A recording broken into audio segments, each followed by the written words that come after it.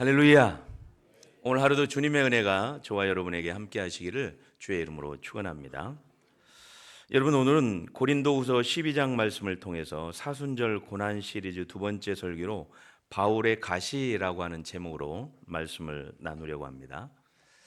여러분이 잘 아시는 화니 크로스비 여사는 19세기 미국의 복음성가 작사자인데요. 무려 8천여 곡의 찬송가를 지은 그런 여성입니다. 그러나 그녀는 앞을 못 보는 그런 시각 장애인이었죠.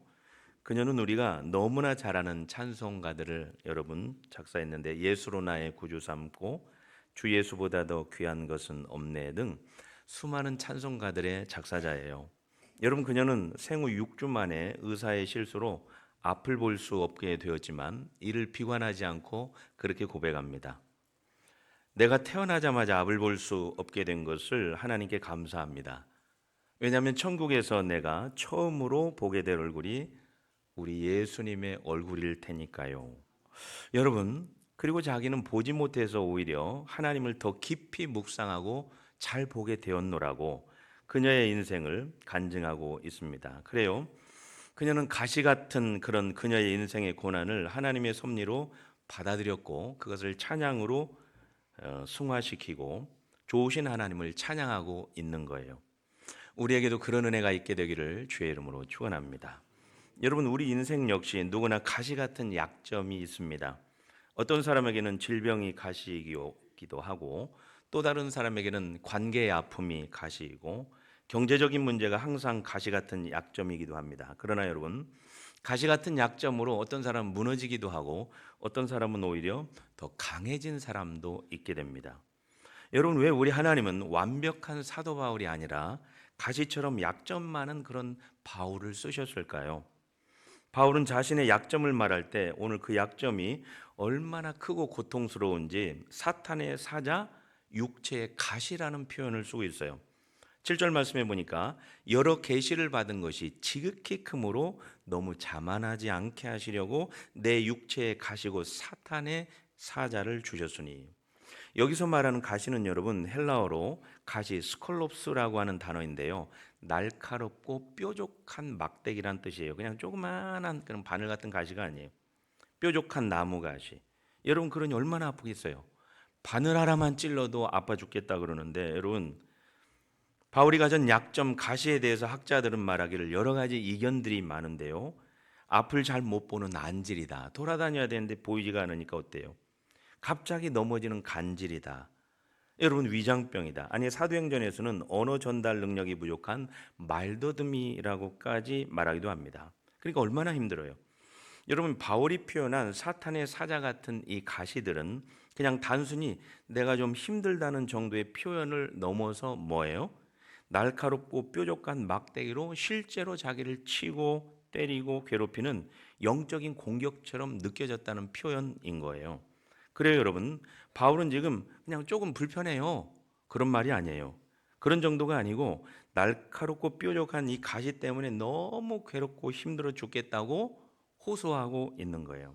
사랑하는 여러분, 그러나 오늘 사도 바울은 오히려 첫째, 그 약점인 가시 때문에 뭐예요? 겸손해지는 거예요.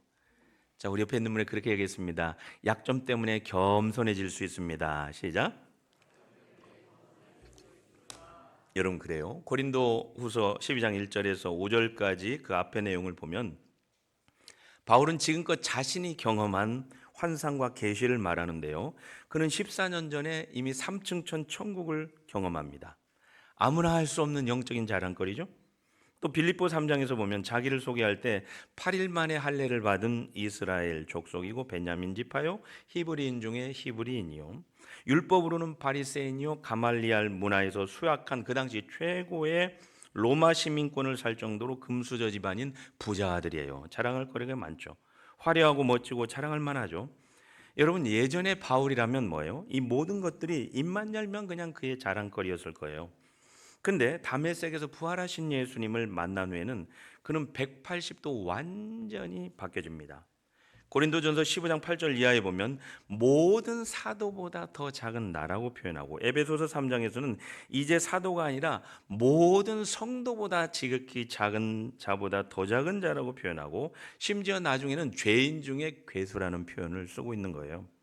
여러분, 겸손해지고 있습니다. 점점 더. 오늘 본문 7절에서는 뭐예요? 7절, 여러 계시를 받은 것이 지극히 크므로 너무 자만하지 않게 하시려고 내 육체에 가시고 사단의 사자를 주셨으니, 그랬어요. 약점을 주셨으니 이는 나를 쳐서 너무 자만하지 않게 하려 하심이니라. 자만하지 않게 하렴. 휘펠라이 로마이라고 하는 이 말은 지나치게 높아지고 교만해지다는 뜻이에요. 여러분, 그래요? 그에게 육체의 가시와 약점이 그에게 있기 때문에 오히려 자기는 자만하지 않고 높아지거나 교만하지 않고 겸손할 수 있었다는 고백을 드리고 있습니다. 만일 여러분 그 약점이 없었다면 뭐예요? 바울 자신을 보니까 금세 교만해지고 겸손하지 못했을 거라는 거예요. 그래요, 겸손하게 하시려고 주신 것이 바로 그의 가시 같은 약점이라고 고백하고 있는 거예요. 아마 생각해 보면 여러분, 바울이 조금이라도 사역을 하다가 교만해지려고 하면 그 약점인 가시가 여러분 막 그를 푹 찌르는 거예요. 그를 찔러가지고 아이고야 겸손하게 하는 거예요. 너 이렇게 교만하면 안 돼, 푹 찌르고. 내가 이렇게 오만하고 높아지면 내게서 푹 찌르고. 이러면서 가시가 막 그를 찌르는 거예요. 여러분, 어떤 면에서 대사도 바울은 만일 그에게 찌르는 가시와 약점이 없었다면 아마 그는 얼마든지 요즘 세상 말로 잘 나가는 사회비 이단 교주라도 될 만한 그런 조건들을 충분히 갖춘 그런 사람입니다. 사도행전 19장에 보면 심지어 사람들이 바울의 몸에서 손수건이나 앞치마를 가져다 병든 사람에게 얹으면 그 병이 떠나고 악기도 나가더라. 믿어지지 않으니까 아멘을 안 하시는 것 같아요.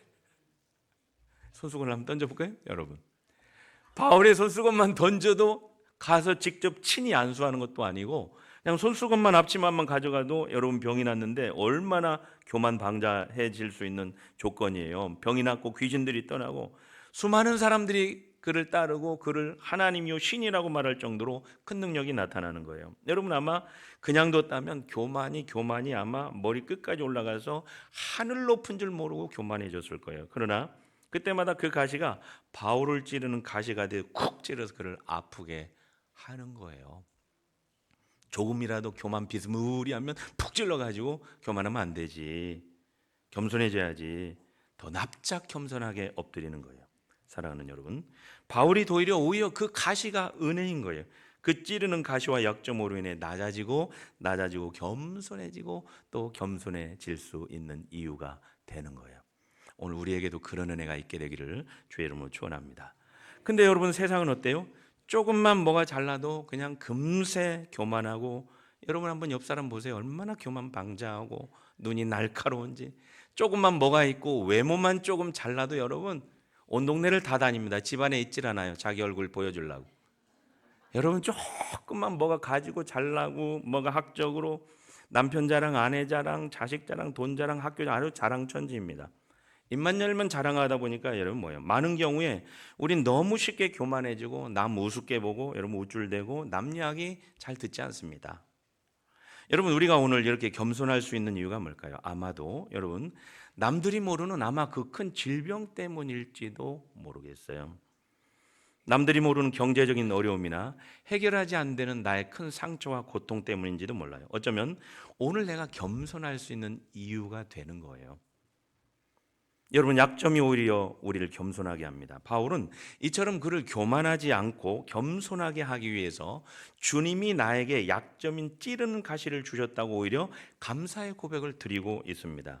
잠언 3장 34절에 보면 하나님은 거만한 자를 비웃으시며 겸손한 자에게 은혜를 베푸시나니. 여러분, 우리 하나님은 겸손한 자에게 은혜를 주세요. 오늘 사도 바울은 약점 때문에 그래요 오히려 겸손해졌습니다. 오늘 우리에게도 그런 은혜가 있게 되기를 주의 이름으로 축원합니다.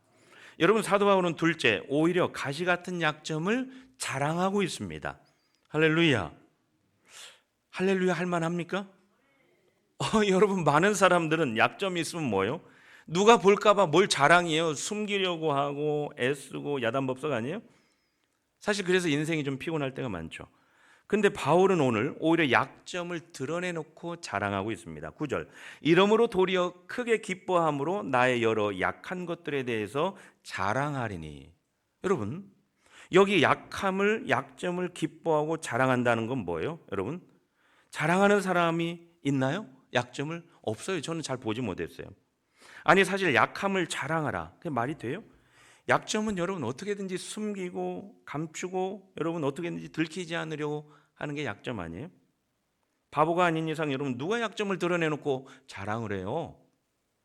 근데 여러분 여기서 바울이 말하는 자랑은 우리가 생각하는 그런 자랑이 아니에요. 여기 자랑한다는 말 헬라어로 카우카우마이라고 하는 말은 단순히 내가 잘났다는 뜻이 아닙니다. 성경에서 이 단어는 보통 내 의지와 자랑의 근거를 어디에 두는지를 말하는데요. 예를 들면 예레미야 9장 23절에 보면 지혜로운 자는 그 지혜를 자랑하지 말라.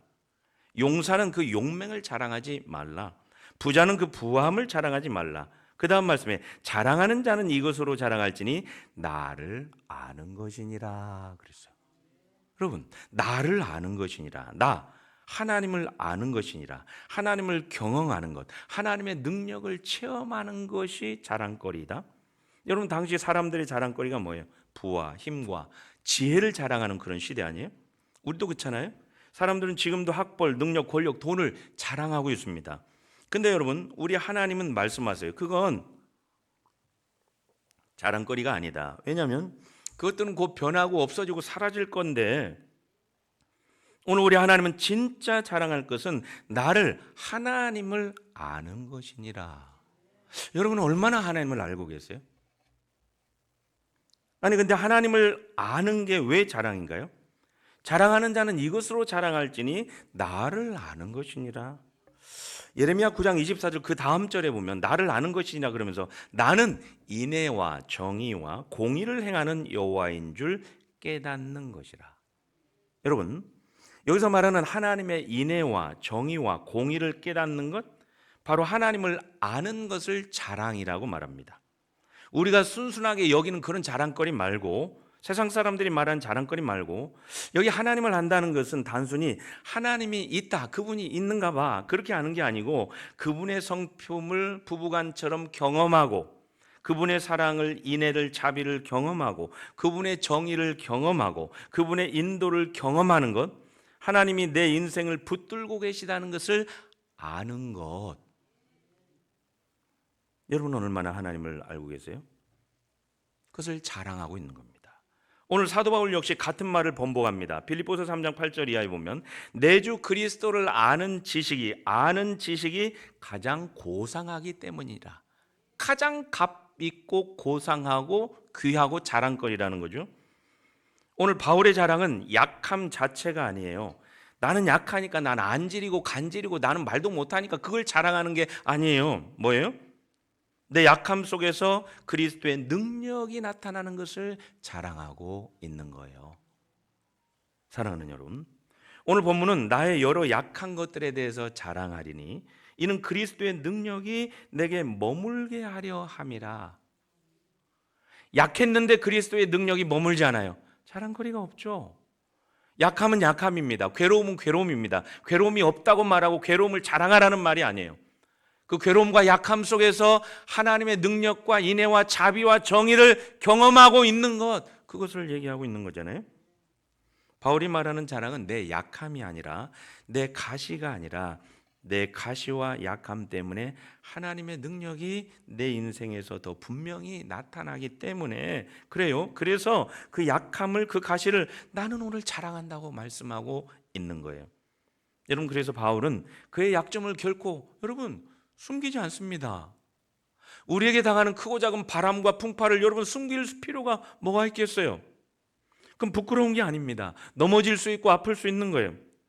그의 약점을 숨길 이유도 없고 숨길 필요도 없습니다. 심지어 오늘 바울은 도리어 크게 기뻐함으로 나의 여러 약한 것들에 대하여 자랑하리니 이는 그리스도의 능력이 내게 머물게 하려 함이니라. 내게 머물게 하려 함이니라. 여기 머물다는 말은 에피스케노라고 하는 말인데 장막을 치다, 머물다, 거처를 정하다 그런 말이에요. 하나님의 능력이 사람 위를 다 덮는 거예요. 할렐루야. 아프건 아프지 않건, 가난하건 부유하건, 그가 일이 잘 되건 안 되건 하나님의 능력이 에피스케노, 그의 은혜로 능력으로 그걸 다 덮는 거예요. 임재가, 거처가 거기에 있는 거예요. 스캐너, 장막이 그리스도의 능력이 내 위에 장막을 친다는 뜻입니다. 하나님의 능력이 어디에요? 내 연약함 위에. 그분의 사랑과 인애와 정의와 공의가 내 연약함 위에 나를 덮어주시고 거주하시고 장막을 치시는 그때, 여러분, 바울이 깨달은 건 바로 약함이 아니라 능력이 머무는 통로가 되고, 여러분의 약함 위에 능력이 머무는 정도가 아니라 아예 장막을 치고 하나님의 은혜와 능력과 그분의 임재가 그냥 거기 거주하고 정착하고 있다는 말씀이에요. 여러분과 저에게 그런 은혜가 있게 되길 주의 이름으로 축원합니다. 사랑하는 여러분, 그래요. 일시적인 방문이 아니라 계속해서 함께 머무는 능력. 내가 약할 때 오히려 능력의 자리를 잡고 뿌리를 내린다고 하는 표현을 하고 있습니다. 오늘 우리에게도 그런 은혜가 있게 되기를 주의 이름으로 축원합니다. 그러기에 여러분, 오늘 바울은 이 사실을 깨닫는 순간 자기의 약한 것들을 오히려 기뻐할 수 있고, 할렐루야, 아멘 소리가 기어 들어가는 것 같아요. 자기의 약한 것들을 오히려 기뻐할 수 있고, 정직하게 아멘 하세요. 약하면 도망가고 추하고 벌받은 것처럼 도망다니지 마시고, 오히려 약하니까 하나님을 의지할 수 있고 하나님께 나갈 수 있고 하나님의 임재가 그때 머무를 수 있기 때문에 약한 것들을 기뻐할 수 있고, 아니요, 심지어 자랑하고 외칠 수 있고, 약하고 괴롭고 힘든 것 자체가 자랑거리가 아니라 약함 위에 머무는 하나님의 능력, 정의와 공의와 인애와 사랑이, 여러분, 그게 오늘 바울의 자랑이 된 거예요. 이 사실을 깨닫는 순간 바울은 이 고난과 약함을 대하는 토대가 완전히 180도 달라지는 거예요. 그래도 여러분, 사도 바울은 처음에는 뭐예요? 7절 8절에 보면 내 육체의 가시 곧 사탄의 사자를 주셨으니 이것이 내게서 떠나가게 하기 위하여 내가 3번 주께 간구하였나이다 그래요. 오늘 그의 간구를 보면 그의 육체의 가시를 그가 처음부터 원하지 않았죠. 당연하죠. 여러분, 아무리 사도 바울이라고 할지라도 지금 당장 몸의 질병으로 괴롭고 아프고 죽을 것 같은데, 여러분, 모든 게 마음대로 뜻대로 되지 않는 상황인데, 아니 그걸 누가 좋아해요? 어렵고 힘든데. 하나님, 저 죽을 것 같아요. 도와주세요. 살려주세요. 고쳐주세요. 아니 저한테 정말 왜 그러세요 도대체. 그래서 그는 3번씩 간절하게 하나님께 나가서 매달려 기도합니다. 제발 좀 이 가시를, 이 질병을, 이 문제 해결해 달라고 그 기도하는 거예요. 근데 우리 하나님의 응답은 뭐예요? 내 은혜가 내게 족하다. 내 은혜가 내게 지금 충분하다입니다. 할렐루야.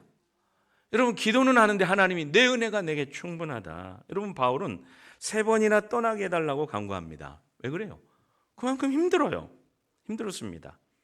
근데 하나님은 가시를 즉시 제거하지 않습니다. 대신 말씀하세요. 내 은혜가 내게 족하다. 이는 내 능력이 약한 데서 온전해짐이니라. 잘 되고 안 되는 게 중요한 게 아니고 온전해지는 것, 거룩해지는 것, 하나님을 만남으로 하나님 닮아가는 것이 더 중요한 거예요. 사랑하는 여러분, 하나님이 바울을 사랑하지 않아서 가시를 그냥 남겨두신 게 결코 아니라 바울을 더 깊은 은혜의 자리, 능력의 자리, 온전한 능력이 머무는 자리로 데려가시기 위해서 가시를 남겨두셨다는 말씀이에요.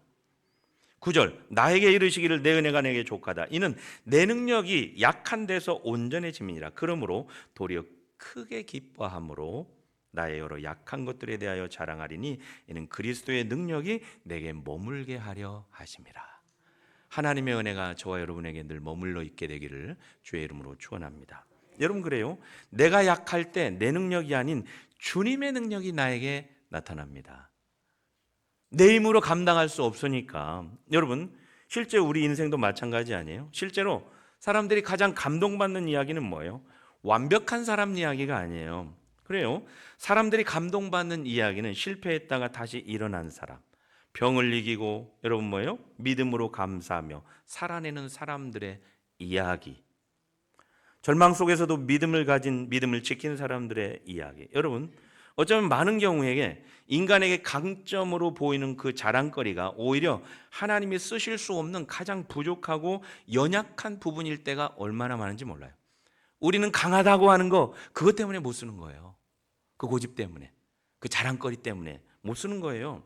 그래서 여러분, 나에게 있는 그 강점과 자랑거리가 팍 깨지는 순간 우린 연약한 자가 되는 것 같지만 오히려 하나님만 의지하는 강한 자가, 가장 강한 자가 되고 하나님의 능력이 머무는 자리가 되고, 그리고 하나님의 영광이 임재하는 순간이 그때 되는 거예요. 그런 은혜와 축복이 저와 여러분에게 있어지시기를 주의 이름으로 축원합니다. 나의 여러 약한 것들에 대하여 자랑하리니 이는 그리스도의 능력이 내게 머물게 하려 함이니라. 여러분, 그래서 바울은 약함과 가시를 숨기지 않습니다. 숨길 이유가 있나요? 창피한 게 있나요? 뭐가 창피할 게 있나요? 없는 거예요. 오히려 고백하고 드러내고 자랑합니다. 왜냐하면 그 약함이 하나님의 능력을 드러내는 통로가 되기 때문에 그런 거예요. 사랑하는 여러분, 그래요. 사도 바울은 오히려 셋째, 가시 같은 그 약점 때문에 여러분 날마다 더 강해집니다. 여러분, 오늘 바울의 신앙은 고난을 향해서 오히려 고난을 통해서 더 강해집니다. 오늘 9절 10절에 보면 내 은혜가 내게 족하도다 이는 내 능력이 약한 데서 온전해짐이니라. 그러므로 내가 약할 그때 곧 강함이라. 여러분, 바울은 약함이 능력의 통로라고 말하고 있습니다. 바울이 뭐라고 말해요? 능력의 통로라고 말해요. 더 나아가서 바울은 뭐라고 고백하냐면 고린도후서 6장에 보면 9절 이하에 나는 무명한 자 같으나 유명한 자요, 죽은 자 같으나 보라 우리가 살아있고, 징계를 받은 자 같으나 죽임을 당하지 아니하고, 근심하는 자 같으나 항상 기뻐하고, 가난한 자 같으나 많은 사람을 부유하게 하고, 아무것도 없는 자 같으나 모든 것을 가진 자로다. 이게 말이 안 맞는 말이에요. 아무것도 없는데 어떻게 모든 걸 가진 자가 되는 거예요? 여러분, 자, 우리 옆에 있는 분이 그렇게 얘기하겠습니다. 성도이면 아무것도 없지만 모든 걸 가졌습니다. 시작. 그게 무슨 말입니까? 아무것도 없는데 모든 것을 가진 자고, 죽은 것 같은데 살아있는 자고, 무명한 자 같은데 유명한 자이고, 부유함과 능력과 여유와 담대함과 이 부족함이 없는 그 마음, 여유로운 마음. 여러분, 오늘 바울은 어떤 상황 속에서 그래서 이런 고백을 합니다. 빌립보서 4장 12절 이하에 보면 나는 비천에 처할 줄도 알고 풍부에 처할 줄도 알아 내게 능력 주시는 자 안에서 내가 모든 것을 할 수 있느니라. 할렐루야. 여러분, 오늘 바울의 강함은 환경이 좋아서가 아니라 그리스도 안에서 강해져서 모든 것을 비천에 있든지 풍부에 있든지 어떤 상황에서든지 모든 것을 할 수 있습니다. 감사합니다. 여러분, 여러분이 잘 아시는 고 강영우 박사님은 어린 시절 축구공에 맞아서 망막이 손상되고 실명이 됩니다. 그때 절망 속에서 기도해요. 하나님, 저에게 왜 이런 일이 생겼습니까? 그때 여러분 마음속에 이런 깨달음이 왔다 그래요. 너는 이제 눈으로 보는 대신 마음으로 세상을 보게 될 거야. 그 후에 그의 인생은 결코 절망 속에서 포기하지 않습니다. 시각장애인으로서 대한민국 최초 서울대 교육학과를 졸업하고 미국에 유학 가서 피츠버그대 교육학 박사가 되고 백악관 장애인 정책 보좌관이 되고 수많은 장애인들에게 눈먼 그 사람이 도전과 희망을 주는 사람이 됩니다. 여러분, 강영우 박사님은 오히려 나는 시력을 잃은 게 아니라 새로운 시각을 얻었다고 간증합니다. 시력을 잃은 게 아니고 새로운 시각을 얻었다. 만일 내 눈이 보였다면 나는 평범한 사람으로 살았을 것이다. 그래요. 오히려 고난이 그 인생을 더 깊고 강하게 만들었다고 간증합니다. 그래서 그는 이런 말을 자주 합니다. 장애는 불편한 것이지 불가능한 것이 아니다. 정말 강한 믿음의 사람의 고백이 된 거예요. 여러분, 가시 같은 약점은 하나님을 의지할 때 그 약점이 가장 강력한 무기가 됩니다. 오히려 우리에게 있는 약점이 하나님을 의지할 때 강력한 무기가 돼요. 여러분, 어떤 면에서 사도 바울은 세상적으로 볼 때 누구보다도 강점이 많은 사람이었습니다. 엘리트 중에 엘리트였고, 여러분, 그 강함 속에 무서운 위험이 있다는 것을 우리 하나님이 너무 잘 알고 계세요. 왜 모르시겠어요? 다 아세요. 우리도 마찬가지죠. 우리 속에 또아리를 틀고 있는 그 교만, 거만, 무서운 탐욕. 여러분, 숨기지만 모를 것 같아요? 하나님이 왜 몰라요? 여러분 다 아세요. 그래서 하나님은 수많은 고난을 통해서 가시 같은 약함을 통해서 오히려 그 가시 속에 머무르게 하는지도 모르겠어요. 하나님, 저는 하나님 도움 없이는 아무것도 할 수 없습니다. 이게 사실 순수한 믿음의 고백이죠. 매일 매순간 저는 하나님의 도움 없이는 아무것도 아닌 연약한 자입니다. 그래서 우리 묵동이는 눈 뜨자마자 트리거기도 뭐예요? 임마누엘 주님만 의지합니다. 눈 뜨자마자 임마누엘 주님만 의지합니다. 또 눈 감고 잘 때, 자기 전에는 임마누엘 주님 감사합니다. 늘 하는 일이 임마누엘 주님을 의지하는 일밖에 사실은 없어요. 저 역시 마찬가지예요. 저 역시 교회고 가정이고 모든 순간이 하나님을 의지하지 않으면 안 될 일들만 쏟아져 있는 것 같아요. 한순간도 하나님을 의지하지 않으면 불안해서 살 수가 없죠. 교회도 가정도 마찬가지입니다. 아니, 하나님을 한순간도 의지하지 않으면 불면증으로 아마 그 생각하면 잠을 들 수가 없을 거예요. 근데 어제도 오늘도 잠을 푹 잘 잤습니다. 하나님께 맡기는 거예요. 모든 걸 내가 할 수 없는 그 모든 문제를 하나님께 맡겨야 되는 거예요. 맡기지 않고는 살 수가 없기 때문에 맡겨야 되는 거예요. 아니, 매 순간 숨 쉬는 순간도 여러분이 숨을 쉽니까? 자발적으로 숨을 쉬시나요? 하나님이 심장을 뛰게 하고 공기를 주셨기 때문에 하나님을 의지해야만 살 수 있는 존재예요. 창조주 하나님만을 의지해야 됩니다. 사랑하는 여러분, 약점이 나를 만들고 주님이 역사하시는 통로가 됩니다. 주님의 능력이 임하기에 우린 더 강해질 수 있는 거예요. 여러분, 조니 에릭슨 타다라고 하는 이 여성은 1967년 7월에 당시 17살로 다이빙하다가 목이 부러졌습니다. 그 사고로 제4번, 5번 경추, 척추가 손상돼 가지고 완전 사지마비가 됐어요. 그 후에 의료진이 평생 휠체어 생활을 타는 사지마비의 진단을 내렸습니다. 그때 그녀는 내가 다시는 걷지 못하고 손가락 하나 움직이지 못한다는 사실을 여러분 받아들일 수가 없는 거예요. 사고 직후에 수많은 자살 충동을 느꼈고 분노했고 우울했고 회의의 시간, 어려운 시간을 보냈습니다. 아니, 왜 하필 나를 이렇게 만들었어요? 근데 친구들의 끊임없는 기도와 도움으로 예수님을 다시 인격적으로 만나게 됩니다. 그리고 그녀는 기도가 바뀌어졌어요. 하나님, 그래요. 제가 죽을 수 없다면 어떻게 살아야 하는지 이제 알려주세요. 자살하고 난 다음에 하려다가 그것도 안 되니까 신앙이 오고 난 다음 기도가 바뀌었어요. 내가 죽을 수 없으면 어떻게 살아야 될지를 좀 가르쳐 주세요. 그래서 이 기도가 그녀 인생의 대전환점이 되고 하나님은 그녀에게 고통을 없애주는 방식이 아니라 고통 속에서 함께 하시는 방식으로 일하셨어요. 하나님은 내 병을 고쳐주지 않으셨지만 내 영혼을 만지셨다. 그 후로 그녀는 손가락을 쓸 수 없기 때문에 입에 붓을 들고 그림을 그리기 시작했습니다. 정밀하고 아름다운 작품들은 그녀의 내면에서 솟아난 은혜의 표현이었고 수많은 사람들에게 깊은 영감을 제공했습니다. 동시에 그녀는 책을 쓰고 방송을 합니다. 그녀는 자신이 겪던 고통을 숨기지 않습니다. 오히려 그 고통을 통해서 하나님의 은혜와 사랑을 드러내는 거울로 삼았어요. 여러분, 지금도 여전히 그녀는 계속되는 고난 속에서 믿음을 고백하고 있습니다. 2010년 유방암 수술로 방사선 치료를 받고 2018년 암 재발로 다시 항암 치료를 받고 그녀는 지금도 고난 속에서 약함 속에서 용사가 되어서 지금 76세의 나이에도 활발히 활동하면서 CEO로 국제장애인 선교단체 섬김사역을 계속 이끌고 있는 거예요. 그는 지금도 선포하고 간증합니다. 하나님은 약한 자를 통해서 강하게 일하십니다. 하나님은 때로 우리의 아픔을 고치지 않으세요. 그러나 그분은 아픔을 통해서 우리의 영혼을 고칩니다. 여러분, 약함을 부끄러워하지 마세요. 거기서 하나님의 강함이 시작됩니다.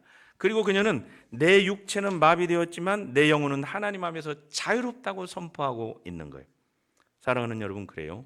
약함이 우리의 부정적인 자아와 만나면 갈수록 우리는 더 비참해지고 초라해집니다.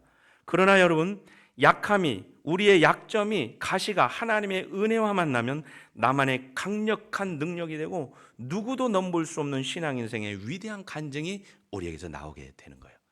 그런 은혜와 축복이 있게 되기를 주의 이름으로 축원합니다. 우리 가시로 약할 때 하나님의 은혜가 임하고 약할 때 하나님의 능력이 임하고 약할 때 하나님의 능력으로 우리가 강해집니다. 사랑하는 여러분, 오늘 바울의 가시는 그를 불편하게 할 수 있습니다. 그 불편함이 그를 하나님의 은혜에 더 밀착하고 가까이 하게 하는 도구가 되는 거예요.